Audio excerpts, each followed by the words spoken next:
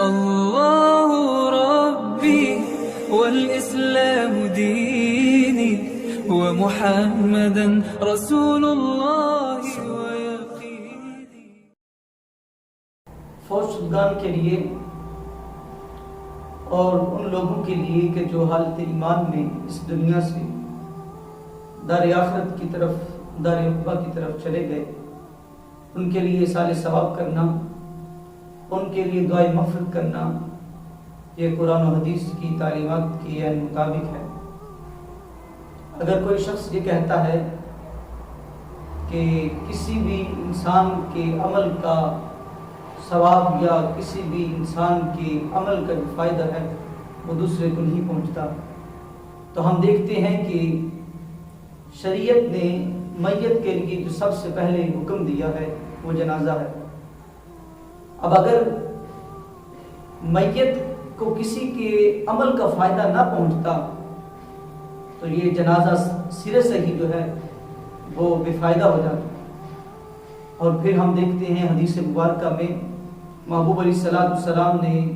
حضرت سعد کے لیے کہا تھا کہ اگر تم اپنی والدہ کے لیے کنواں کھدواؤ تو جب تک اس کنویں سے لوگ سیراب ہوتے رہیں گے، پانی پیتے رہیں گے،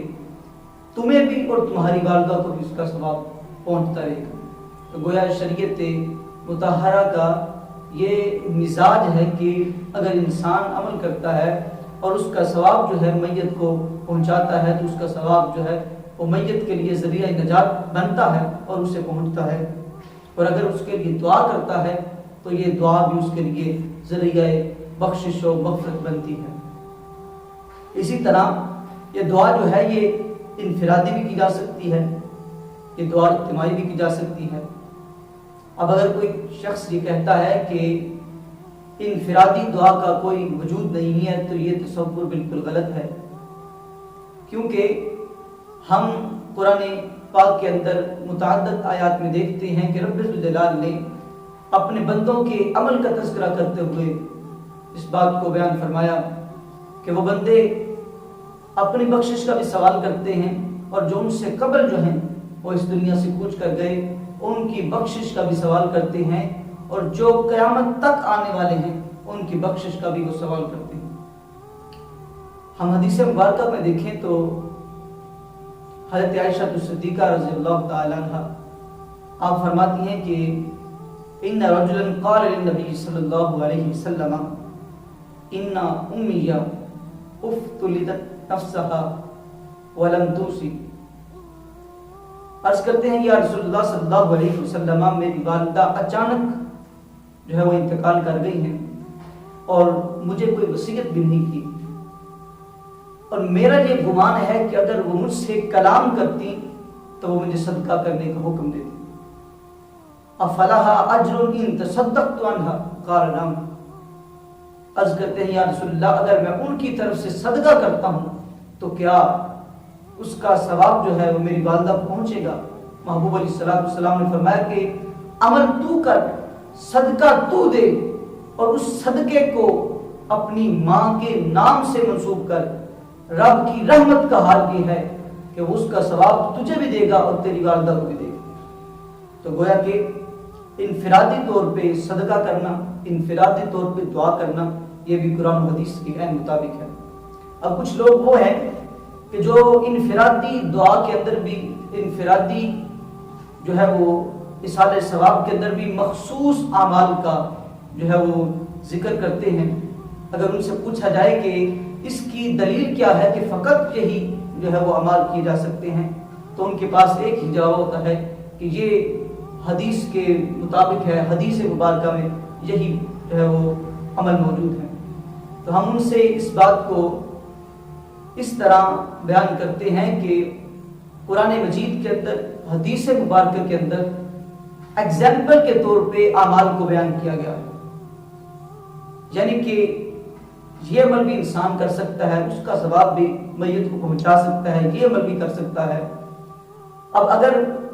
بندہ اسی سوچ پہ ٹھہرا رہے کہ حدیث میں فقط یہی ہے، تو آج کتنے کام ایسے ہیں کہ جو قرآن میں نہیں ہیں، حدیث میں نہیں ہیں، لیکن ان کو وہ بڑے خوشی سے کرتے ہیں، تب ان کو یہ بات نہیں یاد آتی کہ یہ حدیث میں اس کا تذکرہ موجود نہیں۔ اب آئیے اجتماعی دعا کی طرف۔ اجتماعی دعا کے حوالے سے اگر ان سے پوچھا جائے تو ان کے پاس پھر یہی جواب ہوتا ہے کہ ہمیں حدیث مبارکہ میں اس جیسا کوئی عمل نہیں ملتا، لہذا یہ درست نہیں۔ ہم ان سے یہ کہتے ہیں کہ اسلام جو ہے اپنا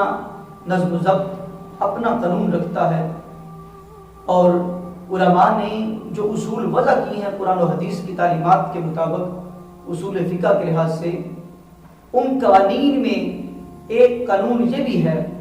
الاصل فی الاشیاء الاباحہ۔ یہ قانون جو ہے متعدد اصول فقہ کی کتب کے اندر موجود ہے، اور پھر بعض کتب کے اندر یہ آتا ہے کہ وَإِنَّ الْأَصْلَ فِي الْأَشْيَاءِ الْإِبَاحَةُ وَإِنَّ الْحُرْمَةَ بِالنَّهْيِ عَنْهَا شَرْعًا، کہ یعنی کہ اشیاء کے اندر اصل جو ہے وہ اباحت ہے، علت ہے، اور کسی بھی کام کی حرمت کے لیے، کسی کام کے ممنوع ہونے کے لیے شرعی دلیل کا ہونا ضروری ہے۔ اور پھر یہ تو قانون اسلامی ہے، یہ تو دین ہے جس کے اندر جو ہے وہ قانون رکھے گئے ہیں، اور جن قانونوں کے اندر بہت بڑی حکمت ہے۔ آپ دنیا کے قوانین کو اٹھا کے دیکھیں، وہاں پہ بھی جس کام کے لیے بندے کو روکنا ہو وہ قانون بیان کیا جاتا ہے، یا جس کام کو بندے پہ لازم کرنا ہو وہ کام بیان کیا جاتا ہے۔ اس کے علاوہ جتنے بھی افعال ہیں، جتنے بھی اعمال ہیں، یا جتنی بھی اشیاء ہیں، ان کی بالکل اجازت ہوتی ہے۔ تو گویا کہ یہ جو قانون ہے الاصل فی الاشیاء الاباحہ، اس قانون کے تحت جو ہے اس اجتماعی دعا کا ہمیں کہیں سے بھی رد نہیں ملتا۔ اور پھر حدیث مبارکہ اگر ان کی بات کو مان لیا جائے تو ان حدیث مبارکہ کا اطلاق کہاں پہ ہوگا؟ ما رآہ المسلمون حسنا فہو عند اللہ حسن، یا من سن فی الاسلامی سنتا حسنا فلہ اجرہا ومن اجر من عمل بہا۔ محبوب علیہ السلام نے ارشاد فرمایا کہ جو عمل جو ہوتے ہیں مسلمانوں کے ہاں رائج ہوں اور اچھے سمجھے جاتے ہوں، وہ اللہ رب العزت کے ہاں بھی پسندیدہ ہوتے ہیں۔ اور پھر محبوب علیہ السلام نے فرمایا کہ جو کسی اچھے طریقے کو اسلام میں رائج کرتا ہے اور اس پہ عمل کرتا ہے تو اس کا ثواب اسے بھی پہنچتا ہے، اور اس کے بعد کوئی عمل اس عمل کو کرتا ہے تو اس کا بھی ثواب اس کو دیا جاتا ہے، اور اس کرنے والے کے ثواب کے اندر کوئی کمی نہیں کی جاتی۔ تو یہ حدیثوں کا اطلاق کن باتوں کے اندر کیا جائے گا؟ اور پھر اہل سنت انفرادی دعاؤں کا بھی اہتمام کرتے ہیں، اجتماعی دعاؤں کا بھی اہتمام کرتے ہیں۔ بنیاد یہ ہے کہ جب اجتماعی دعا کی جاتی ہے تو اس کی قبولیت کے چانسز جو ہوتے ہیں وہ بڑھ جاتے ہیں۔ کیا پتا اس مجمع کے اندر، اس اجتماع کے اندر کون رب کا برگزیدہ ہے، کسی کی دعا کے بدلے میں، کسی کی دعا کے تصدق سے جو ہے ہم سب کی جولیوں کو بڑھ دیا جائے، ہم سب کی مرادوں کو پورا کر دیا جائے، اور جس کے لیے دعا کی جا رہی ہے اس کے لیے کامل بخشش و مغفرت کا اعلان کر دیا جائے۔ اس کی بنیاد یہ ہے کہ محبوب علیہ السلام نے ارشاد فرمایا کہ ما اجتمع قوم فی بیت من بیوت اللہ یتلون کتاب اللہ ویتدارسونہ بینہم الا نزلت علیہم السکینہ وغشیتہم الرحمہ وحفتہم الملائکہ وذکرہم اللہ فی من عندہ۔ جہاں پہ اجتماع ہوتا ہے، لوگ اکٹھے ہوتے ہیں، تلاوت ہوتی ہے اور درس و تدریس ہوتا ہے، وہاں پہ رب ذوالجلال کی طرف سے 4 انعامات ہوتی ہیں۔ ایک یہ ہے کہ وہاں پہ سکون کی بارش جو ہے وہ نازل ہوتی ہے، اور فرشتے ان لوگوں کو ڈھانپ لیتے ہیں، اور پھر ملائکہ جو ہیں وہ ان کا طواف کرتے ہیں، اور اللہ رب العزت ان بندوں کا ذکر جو ہے فرشتوں کے سامنے حریم قدس کے اندر کرتا ہے۔ تو گویا کہ جب مسلمان اکٹھے ہوتے ہیں، لوگ جمع ہوتے ہیں، تو پھر جو ہے اس کی قبولیت اور اس کی ویلیو وہ پہلے سے زیادہ بڑھ جاتی ہے۔ اور اگر پھر بھی ان باتوں کا کوئی نہ مانے، ان باتوں کو کوئی نہ مانے اور کہے کہ نہیں یہ ہم نہیں مانتے، حدیث میں جب نہیں ہے تو ہم نہیں مانتے، تو پھر آئیے صحیح مسلم کی اس روایت کی طرف جس میں اس بات کا ذکر موجود ہے کہ حضرت ماعز اسلمی رضی اللہ تعالیٰ راوی کہتے ہیں کہ حضرت ماعز جو ہے وہ نبی پاک علیہ السلام کے بارگاہ میں حاضر ہوتے ہیں اور عرض کرتے ہیں یا رسول اللہ صلی اللہ علیہ وسلم طہرنی، مجھے پاک کیجیے۔ محبوب علیہ السلام نے ان کو واپس لٹا دی۔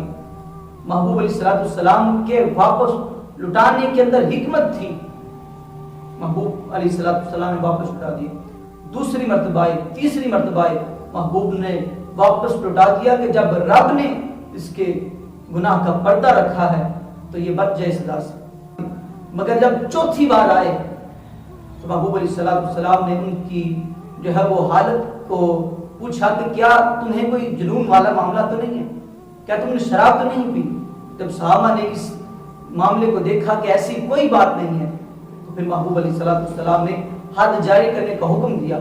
اب ان کو رجم کر دیا گیا۔ تو پھر کہتے ہیں فَلَبِثُوا يَوْمَيْنِ أَوْ ثَلَاثَ ثُمَّ جَاءَ رسول اللہ صلی اللہ علیہ وسلم، کہتے ہیں کہ محبوب علیہ السلام 2 دن ٹھہرے یا 3 دن ٹھہرے رہے، پھر محبوب علیہ السلام تشریف لائے